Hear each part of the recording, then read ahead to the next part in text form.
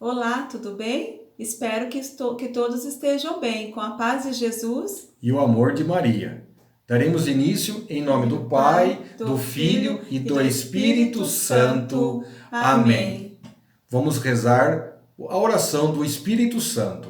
Vinde, Vinde, Espírito Espírito Santo, Santo, enchei enchei os os corações corações dos dos vossos vossos fiéis fiéis e e acendei acendei neles neles o o fogo fogo do do vosso vosso amor. amor. Enviai Enviai o o vosso vosso Espírito, Espírito, e e tudo tudo será será criado, criado, e e renovareis renovareis a a face face da da terra. terra. Oremos, Oremos, ó ó Deus, Deus, que que instruísse instruísse os os corações corações dos dos vossos vossos fiéis, fiéis, com com a a luz luz do do Espírito Espírito Santo, Santo. fazei Fazei que que apreciemos apreciemos retamente retamente todas todas as as coisas, coisas, segundo segundo o o mesmo mesmo Espírito, Espírito, e e gozemos gozemos sempre sempre da da sua sua consolação. consolação. Por Por Cristo Cristo Senhor Senhor nosso. nosso. Amém. Amém. Para a nossa reflexão, vamos começar com o Evangelho de Mateus, capítulo 4, versículo do 3 ao 6. Evangelho de Jesus Cristo segundo Mateus. Glória a vós, Senhor.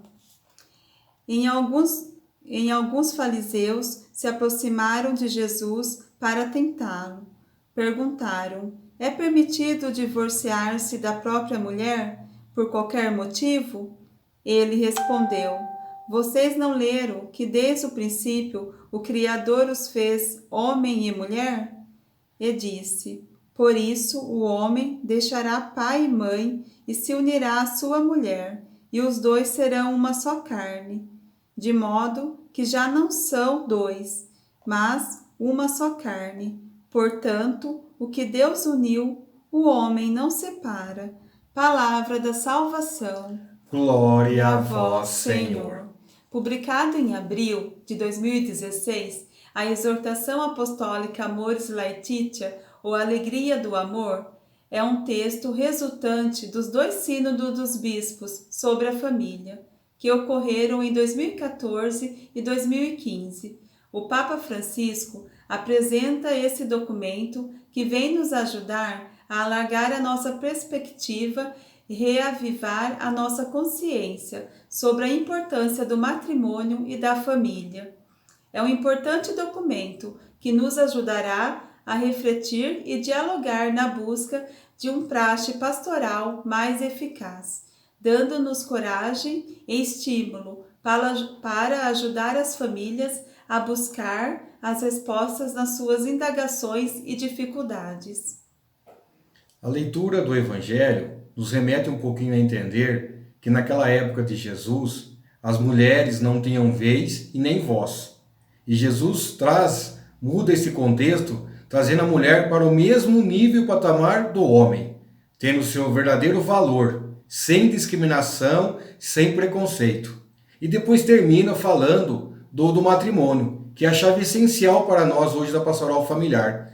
A Amores Letícias, como já faz um tempinho que ela já foi publicada, e nós já lemos e relemos várias vezes, ou quem não leu tem essa oportunidade de ler e conhecer, nos mostra e nos ajuda a nortear o nosso passo dentro da pastoral familiar. Nos ajuda a mostrar os caminhos que nós, agentes, devemos seguir, tendo coragem, tendo fé e acreditando nessa evangelização. Então, que nessa leitura de hoje, com os vídeos que vamos colocar hoje, tanto no primeiro vídeo como no segundo vídeo, que possam nos ajudar a entender um pouquinho sobre a exortação e depois o que a exortação traz para nós, que nos ajuda a dar esse norte da pastoral familiar como agentes. Que a gente possa colocar o matrimônio como uma beleza sagrada que Deus nos coloca como bênção e graça em nossas vidas. Amém? Amém. Então podemos ver que no primeiro vídeo, no programa Escola da Fé, o professor Felipe Aquino convida o padre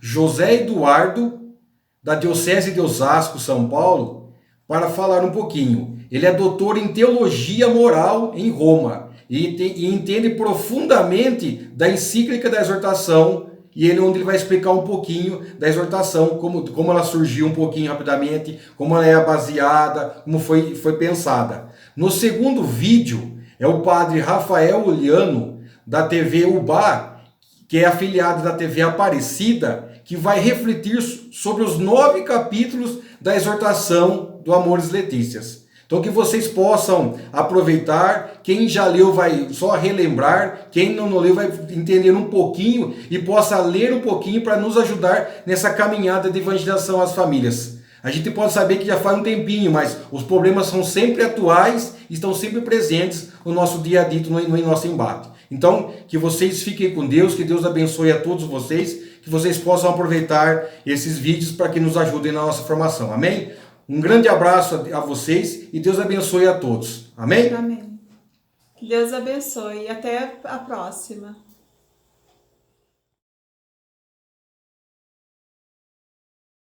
Olha, nós estamos diante de um documento cuja importância é realmente grande, porque é fruto de 2 anos de trabalho da Igreja.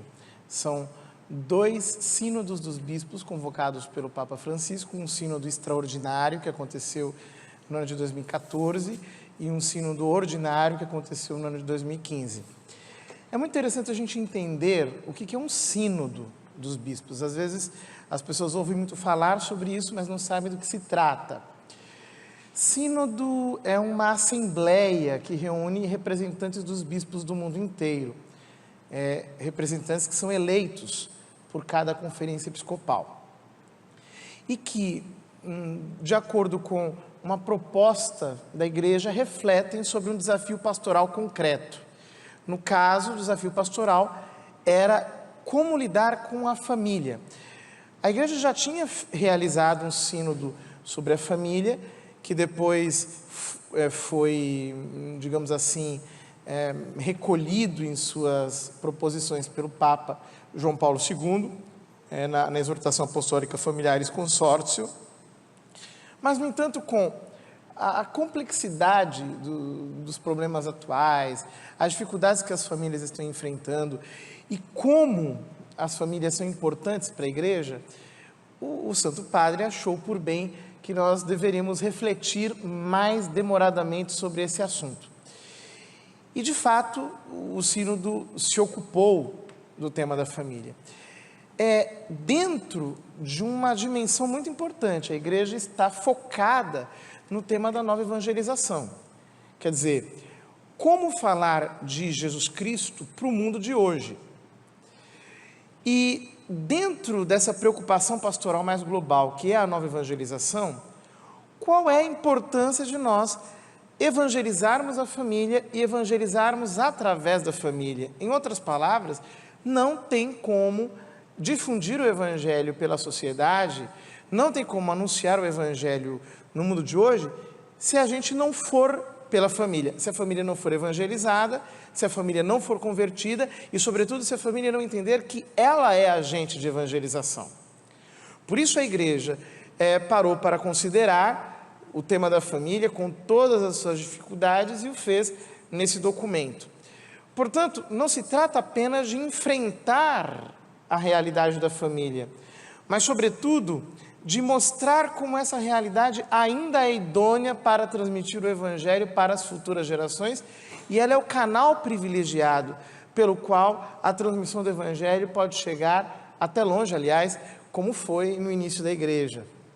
Hoje mesmo nós conversávamos, antes de vir aqui ao programa, que o papel evangelizador da família foi muito determinante para o crescimento da Igreja nos 4 primeiros séculos do cristianismo, quando a Igreja não podia, debaixo de perseguição, ter uma pregação pública. Ela cresceu, e cresceu com um vigor, com uma fortaleza muito grande, a partir do Evangelho que era transmitido domesticamente, no amor dos esposos, no amor paterno, no testemunho que as famílias davam entre os seus contemporâneos, e assim o Evangelho foi sendo transferido. Santo Agostinho mesmo fala nas Confissões que ele recebeu o Evangelho junto com o leite de Santa Mônica. Ela era cristã, o seu pai não era cristão, mas mesmo assim, embora ele no início da sua vida tenha considerado talvez um pouco propenso às opiniões do pai, o Evangelho uma grande mitologia, mas junto com o leite materno, Santa Mônica lhe deu a seiva de Cristo, que depois produziu o seu fruto, aliás, um fruto que é mais do que excelente. Aquela expressão igreja doméstica. Exatamente. Aliás, nos primeiros séculos, a igreja se reunia na casa dos cristãos. Não havia ainda igreja. Não havia templos, assim. E a igreja se reunia nas casas dos cristãos. Ou seja, nós precisamos recuperar a dimensão estritamente familiar do cristianismo. Senão, nós vamos perder força de levar o evangelho para as futuras gerações. A família precisa entender que tem um papel evangelizador. Ela transmite a fé, ela transmite a devoção, ela ensina aos seus filhos as virtudes humanas, e os pais cristãos podem também estimulá-los aos atos das virtudes sobrenaturais, e é um lugar de santificação. Então, nesse sentido, mais do que nunca, falar sobre família é fundamental, primordial, importante, é o que o Espírito Santo está pedindo para a igreja atualmente. A primeira coisa que a gente nota nessa exortação, lendo, é a preocupação do Papa com a família. E o amor do Papa com a família. E o amor do Papa aos casais. Né? Mesmo os casais em situação difícil, mesmo os casais divorciados, os casais de segunda união. O Papa, ele quer, no ano da misericórdia, realmente levar uma salvação de Deus, de Cristo a todo mundo. Né? É impressionante. Recentemente, o Papa Francisco apresentou ao mundo seu último documento chamado Amoris Laetitia, sobre o amor na família. É uma exortação apostólica pós-sinodal que o Papa publicou depois da realização de 2 sínodos da família, que ele convocou para acontecer, um em 2014 e outro em 2015.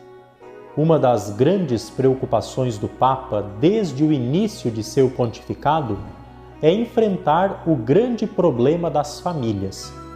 E nós queremos oferecer a você hoje 9 chaves, ou então 9 caminhos para ler a exortação apostólica Amoris Laetitia.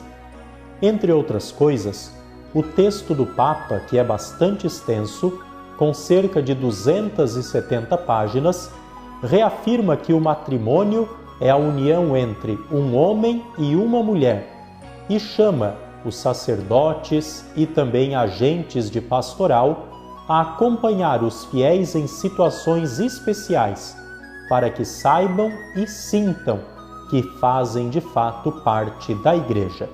Que novidades traz a exortação Amoris Laetitia? Pois bem, a novidade desta exortação é a atitude de acompanhamento. O Papa Francisco, assim como os papas anteriores a ele, reconhecem a complexidade da vida familiar moderna, mas acentua de modo muito maior a necessidade de que a Igreja e seus ministros estejam próximos, estejam perto das pessoas, independentemente da situação em que elas se encontram ou da situação que encontram-se também afastadas, e assim que elas possam sentir da Igreja este amor e essa proximidade. Amoris Laetitia não é um texto teórico desligado dos problemas concretos das pessoas. O documento é também, e ele recorda, a beleza da vida familiar, apesar de todos os problemas que a vida familiar hoje suporta. O Papa Francisco, ele escreve sobre como formar uma família significa fazer parte do sonho de Deus, unindo-se a Ele na constituição de um mundo onde ninguém se sinta sozinho. A segunda chave para entender o documento do Papa nos traz uma pergunta. Esse texto é um documento para todos os católicos ou só para aqueles que são peritos? Amoris Laetitia é uma leitura essencial para os bispos, sacerdotes, agentes de pastoral familiar. Entretanto, o Papa Francisco, ele assinala logo na introdução do texto que ninguém deveria precipitar-se em sua leitura. E ele recomenda que as pessoas devem prestar atenção ao que corresponde mais às suas necessidades. Por exemplo, aos casais casados, Interessará especialmente o capítulo 4 sobre o amor no matrimônio, a fecundidade e também a educação dos filhos. Os leitores da encíclica Amoris Laetitia verão que Francisco, com um coração de pastor verdadeiramente, entra de uma forma simples, mas profunda nas relações cotidianas da vida familiar. A terceira chave de leitura leva em consideração os divorciados em nova união e também a comunhão eucarística. Pois bem, o Sínodo dos Bispos sobre a família, ele apurou que as discussões sobre ganhadores e perdedores não eram produtivas para a Igreja. Ao invés disto, o que seria produtivo mesmo era dirigir um olhar profundo à vida familiar, ao matrimônio e ao povo de Deus que se esforça por viver a sua vocação em tempos difíceis e complexos, como são os tempos que nós estamos vivendo. O capítulo 8º, que traz como temática acompanhar, discernir e integrar a fragilidade, ele analisa então profundamente como que as regras gerais não se aplicam estritamente a cada situação particular. E por isso é necessário levar em conta a complexidade de cada situação. Não é a questão de pode e não pode, e sim, cada situação deve ser analisada individualmente. O Papa Francisco, ele reconhece que todos devem sentir-se desafiados pelo capítulo 8º dessa encíclica Amoris Laetitia, e que certamente chama também pastores e também aqueles outros que trabalham no apostolado da família a escutar com sensibilidade qualquer pessoa que se sinta ferida e dessa forma ajudá-la a experimentar o amor incondicional de Deus. A quarta chave de leitura da encíclica Amoris Laetitia traz uma palavra recorrente que é o discernimento. O que significa então discernimento para o Papa Francisco? O discernimento é um esforço constante para abrir-se à palavra de Deus, que ilumina a realidade concreta de nossa vida cotidiana. O discernimento, ele nos leva a ser dóceis ao Espírito Santo. E o Papa Francisco pede aos pastores e a todos os fiéis, pede a você que nos acompanha agora, para que possamos discernir cuidadosamente cada situação concreta, pois não há receitas prontas, não existem receitas fáceis, nem tamanho único, muito menos exceções rápidas e simples. Entretanto, o discernimento não deve se separar das exigências da verdade e também da caridade que são apresentadas pelo Evangelho, e nem mesmo distanciar-se dos ensinamentos da Igreja. O discernimento, ele é necessário que aconteça com humildade, para que dessa forma se possa buscar sinceramente a vontade de Deus. A quinta chave de leitura que a encíclica Amoris Laetitia nos apresenta é um questionamento do que se oferece aos católicos divorciados em uma nova união. Pois bem, o texto do Papa Francisco dá a garantia de que a Igreja se preocupa com eles e pela sua situação concreta. Quer que também saibam e quer que sintam que são parte da Igreja e que não estão excomungados. Embora ainda não possam participar plenamente na vida sacramental da Igreja, o texto do Papa anima todos os casais a fazer parte ativamente da vida da comunidade. E um conceito-chave da encíclica Amoris Laetitia é a integração. Os pastores devem fazer tudo o que for possível para ajudar as pessoas nessas situações a participar da vida da comunidade de forma integrada. Além disso, o Papa ainda assinala que qualquer pessoa que estiver numa situação, como nós dizemos entre aspas, irregular, deveria receber uma atenção especial. Ajudar a curar as feridas dos pais e sustentá-los espiritualmente é bom também para os filhos que precisam do rosto familiar da Igreja, que os ampare nessa experiência traumática. É isso que nos diz o número 243 da encíclica Amoris Laetitia. Nós temos também uma sexta chave de leitura deste texto do Papa Francisco, que é sobre as uniões homossexuais. O ensinamento da Igreja continua sendo claro. O matrimônio é entre um homem e uma mulher, e as uniões homossexuais não se podem equiparar ao matrimônio cristão. Esse documento do qual estamos hoje falando, Amoris Laetitia, ele centra a atenção no matrimônio e também na família, mas também se dirige às pessoas que não estão casadas, como os pais e mães solteiros, viúvos, viúvas, homens, mulheres solteiros, pois todos possuem laços familiares. A sétima chave de leitura da encíclica Amoris Laetitia, nela apresenta um questionamento se esse texto, Amoris Laetitia, critica os pontificados anteriores em temas de família. Pois bem, uma rápida olhada às notas de rodapé, você que já teve acesso a esse texto, mostra a profundidade de textos de São João Paulo II neste texto do Papa Francisco, especialmente da encíclica Familiaris Consortio. O Papa Francisco, ele também cita a encíclica Deus Caritas Est, do Papa Bento XVI. Além disso, o documento Amoris Laetitia oferece esperança numa abundância grandiosa. Não é uma lista de regras ou de condenações, mas é um verdadeiro chamado à aceitação e ao acompanhamento, à participação e à integração das pessoas. O caminho da Igreja é o de não condenar a ninguém. O caminho da Igreja é de derramar a misericórdia de Deus sobre todas as pessoas que a pedem com o coração sincero, nos diz o número 296 da encíclica Amoris Laetitia.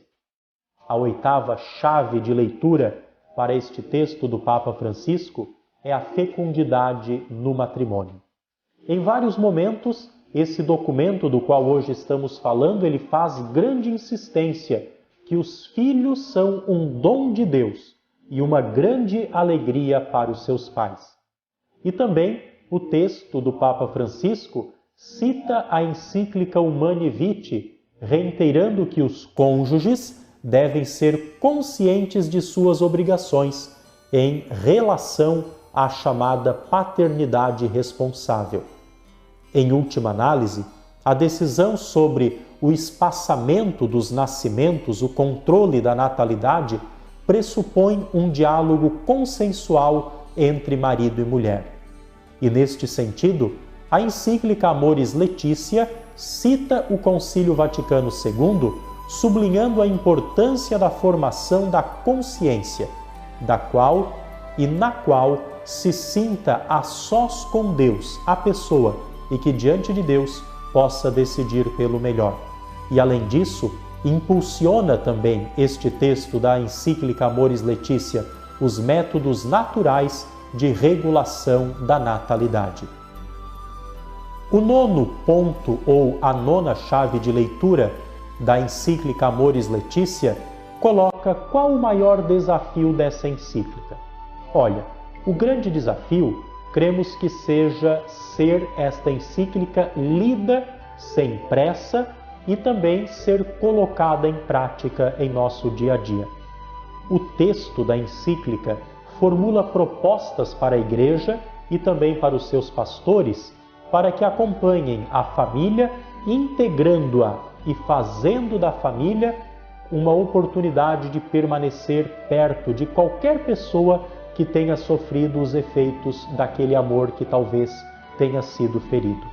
E, sobretudo, o texto desafia a sermos todos compreensivos frente às situações complexas e também situações dolorosas pelas quais passam as nossas famílias no dia de hoje. O Papa Francisco, ele quer que nos aproximemos das pessoas frágeis com compaixão e não com julgamento, para entrar em contato com a existência concreta dos outros e conhecer a força da ternura de um Deus que é misericordioso. E você, gostou da encíclica Amoris Laetitia?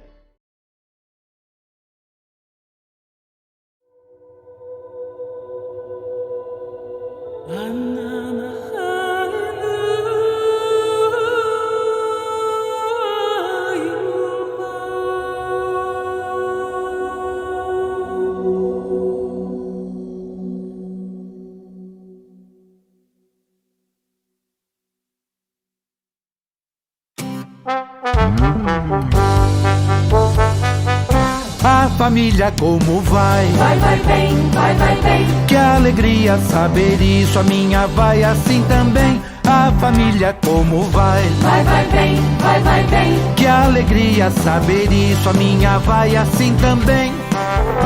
Lá em casa há respeito, liberdade de expressão, no diálogo sincero vai crescendo a comunhão.